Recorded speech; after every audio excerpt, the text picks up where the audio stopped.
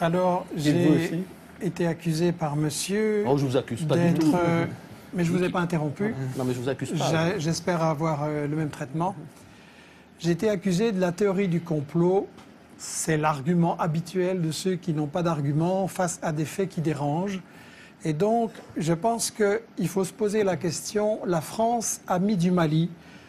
Moi, je dis que dans toute guerre, on nous cache l'histoire et on nous cache les intérêts. Et je voudrais pouvoir expliquer les deux qui me semblent vraiment fondamentaux et totalement occultés dans la version officielle des médias.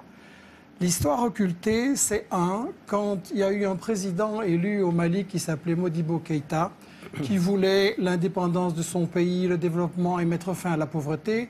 Qu'est-ce que la France a fait? Elle a soutenu un coup d'État sanglant de Moussa Traoré.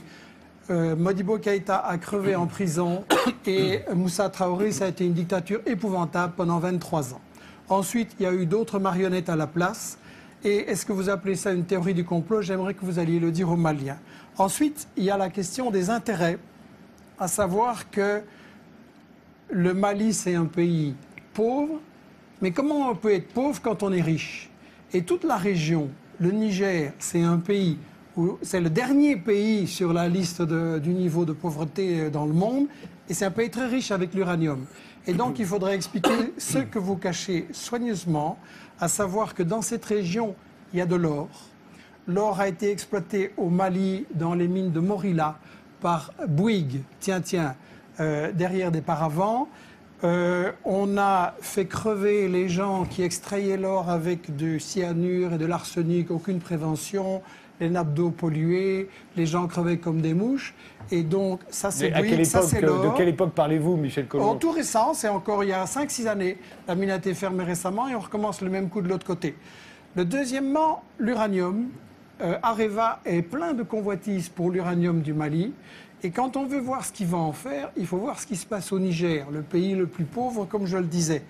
Au Niger, Areva, c'est le numéro 1 de l'exportation nucléaire dans le monde. Le Niger, c'est celui qui procure tous les revenus qui permettent à Areva et aux firmes qui travaillent avec elle, Alstom, Suez, Bouygues et tout ça, de gagner énormément d'argent. Et pendant ce temps-là, monsieur, les Nigériens, ils crèvent de faim. Et quand vous savez, l'espérance de vie, c'est 49 ans. Il y a moins de 30% de gosses qui sont à l'école.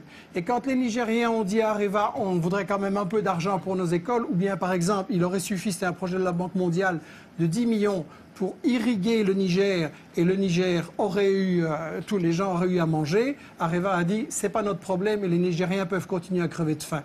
Donc, il y a l'or, il y a l'uranium, il y a, et vous le savez très bien, le gaz et le pétrole dans la région.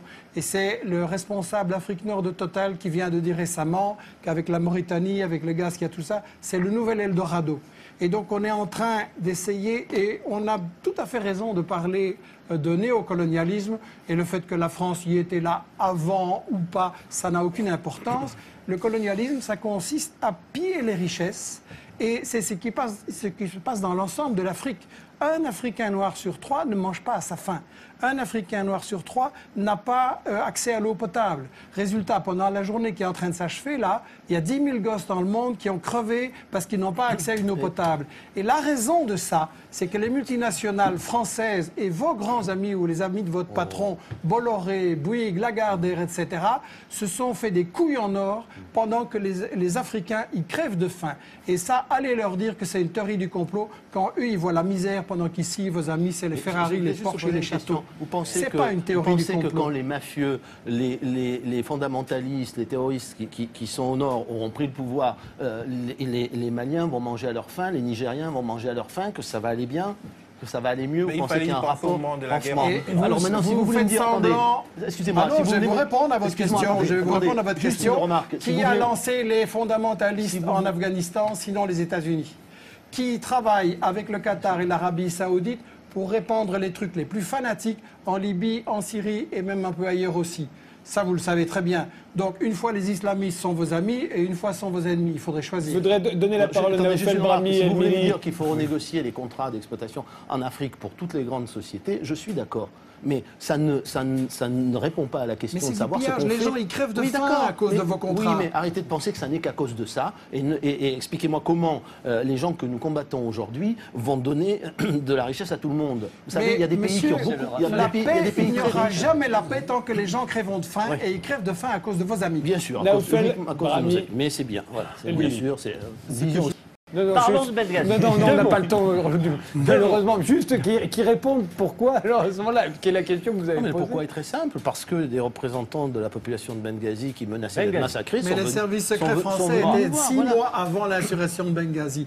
Vous reprenez les mensonges habituels. Non, mais les services secrets français étaient là 6 mois avant l'insurrection. Je vois que votre information n'est pas parfaite. Je voudrais sur Benghazi vous donner. Attendez, juste une réponse. Je vous permets pas de me traiter de menteur. Est-ce que vous trouvez qu'aujourd'hui la région de Benghazi est tranquille?